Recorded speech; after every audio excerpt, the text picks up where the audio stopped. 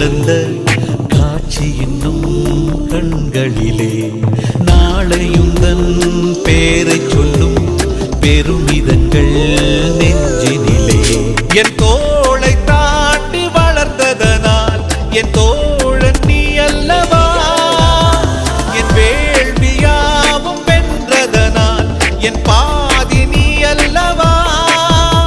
சந்தோஷத்தேரில் தாவியேறி மனமின்று மிதந்திட என் வானத்தில் ஒரு நட்சத்திரம்